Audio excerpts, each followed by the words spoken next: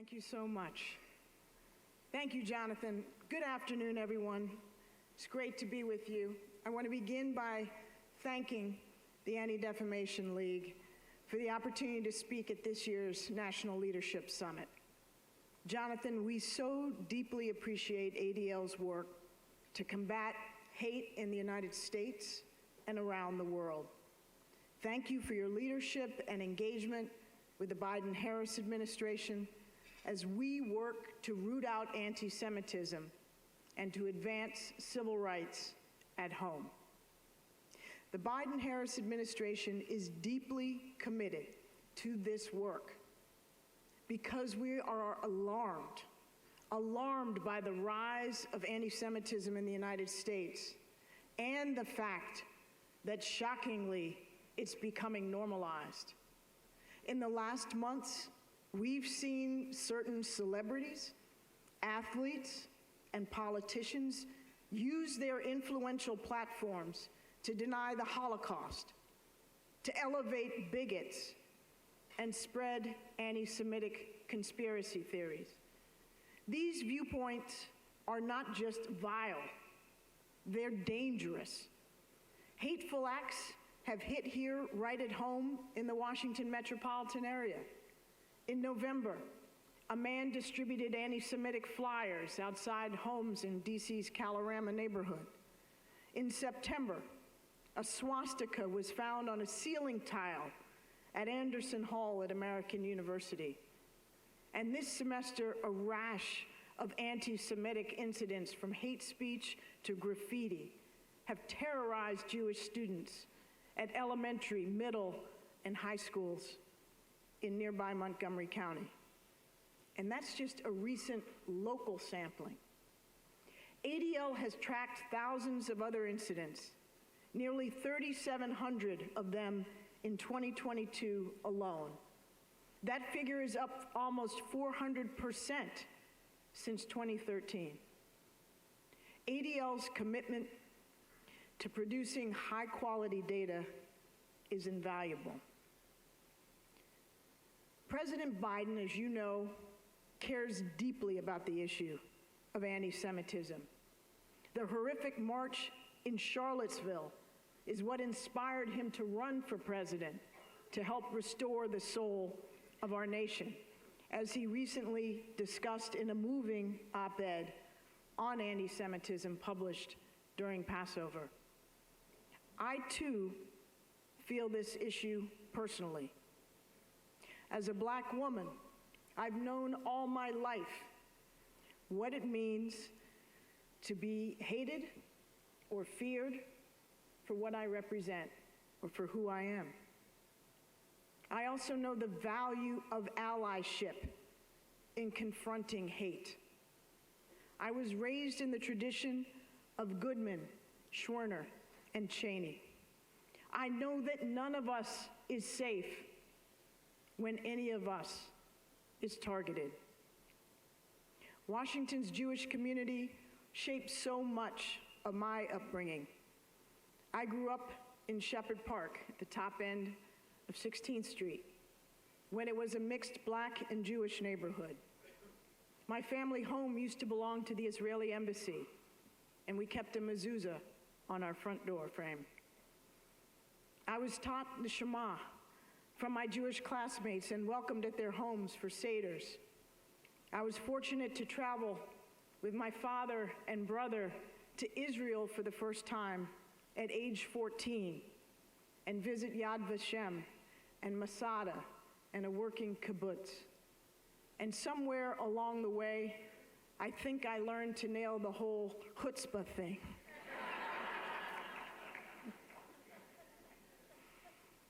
Maybe just a little. Jewish commitments to justice and tikkun olam, repairing the world, have long been sources of inspiration to me. But as this group knows all too well, we still have a lot of tikkun to do when it comes to the dangerous threat of anti-Semitism. Like the president, I take personally anti-Semitism not only because it targets a community that I consider mishpasha, but because it hurts us all. White, Black, Asian, Latino, Native American, evangelical Christian, Muslim and Sikh, rural and urban, Democrat and Republican, disabled, LGBTQI+, and straight. Anti-Semitic incidents, whether online or in person, threaten Jews' sense of safety. Yet all of us are worse off when the Jewish community is intimidated, harassed, and attacked for who they are and who they worship. We know all too well that those who peddle anti-Semitism typically traffic in many forms of hatred. And equally, anti-Semitism is an affront to our Constitution. It threatens our country's most essential ideals, including freedom of religion. Anti-Semitism undermines and corrodes our democracy, weakening us at home and abroad, and thus it threatens our very way of life. So we must come together to ensure that everyone is able to practice their faith and live their identity without fear. When I was ambassador to the United Nations and National Security Advisor, I witnessed the ugly impacts of anti-Semitism in the international arena. At the UN, I was proud to defend Israel against unfair attacks on its legitimacy and security. I embrace this role with passion because I loathe injustice. I loathe anti-Semitism, racism, and any form of hatred.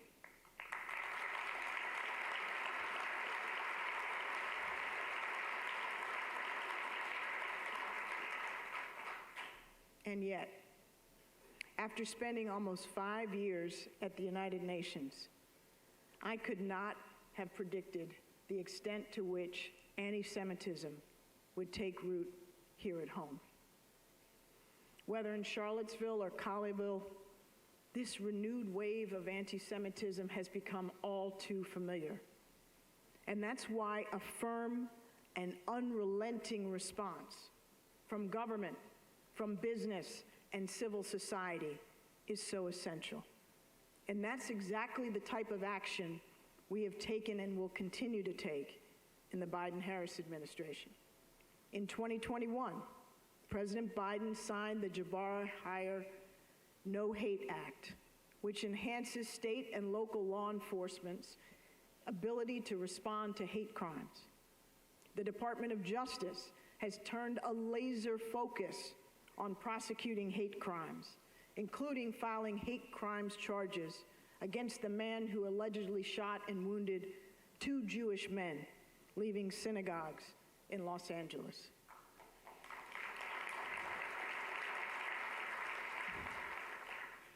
In fiscal year 2022, President Biden secured a 40% increase in the nonprofit Security Grant Program, which supports physical security of nonprofit organizations, including synagogues and other houses of worship.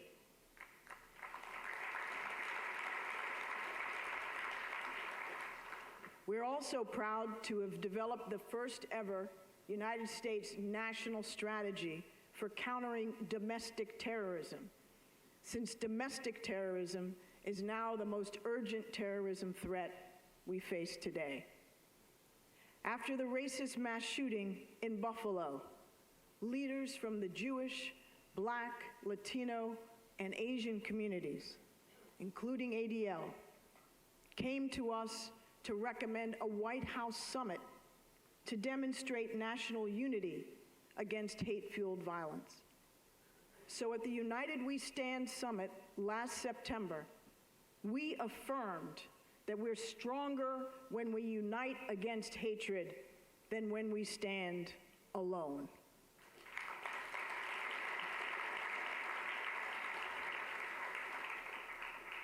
Under the President's leadership, we locked arms as allies to reject and marginalize the hate that plagues our country.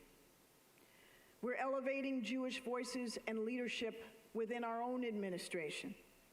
Ambassador Deborah Lipstadt is the first special envoy to monitor and combat anti-Semitism to have been appointed at the ambassadorial level.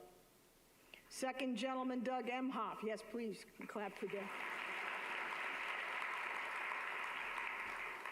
Second Gentleman Doug Emhoff has focused crucial attention on the rise of anti-Semitism.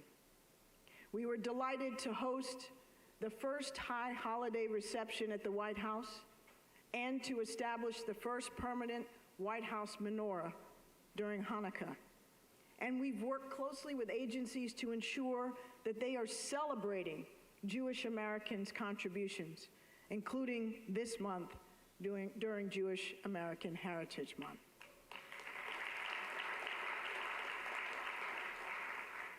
Finally, I'm proud to have established the Interagency Policy Committee to counter anti-Semitism, Islamophobia, and related forms of bias and discrimination, which I lead with my colleague, Homeland Security Advisor, Liz Sherwood-Randall, whom you heard from this morning.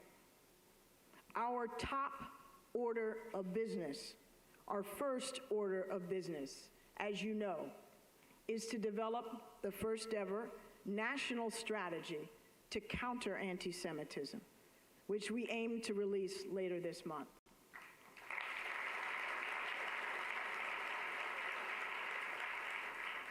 The strategy focuses on actions we all can take throughout society to raise awareness and prevent anti-Semitism, to protect Jews, and to build allyship across communities.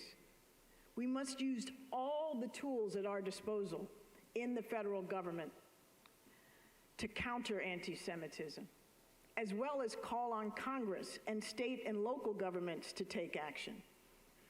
To develop this strategy, we've held listening sessions with more than 1,000 diverse stakeholders across the Jewish community and beyond, from college students to Jews of color to Haredi Jews. We've worked closely with agencies to develop new policies and practices. We've met at the White House with special envoys who combat anti-Semitism around the globe to learn from their best practices. We've engaged leaders on the Hill and in civil society, the private sector, the tech community, religious groups, and countless others. As part of that engagement, I reviewed closely ADL's recommendations and found them to be helpful, creative, and smart. So thank you again to ADL.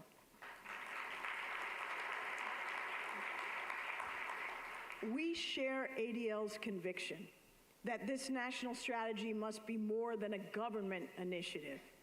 We need diverse individuals and entities to help, whether in the classroom or the workplace, on gaming platforms, or at professional sporting events, in churches and mosques and beyond.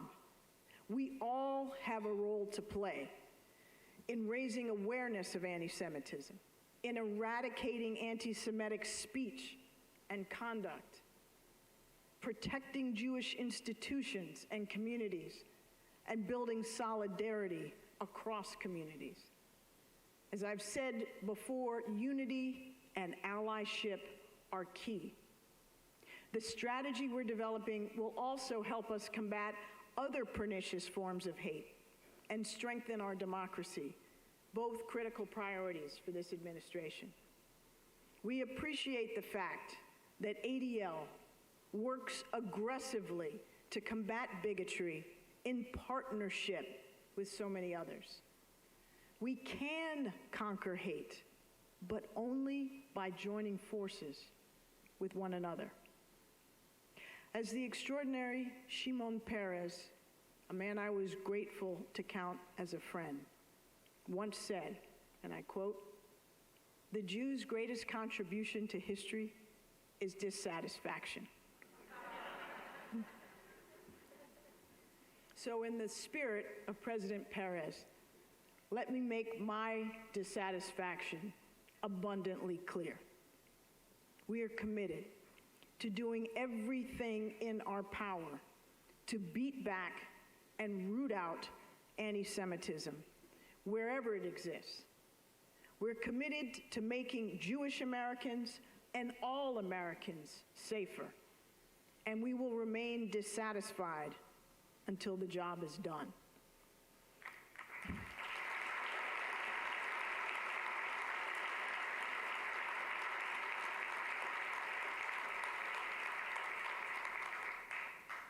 Dissatisfaction is at the heart of Tikkun Olam.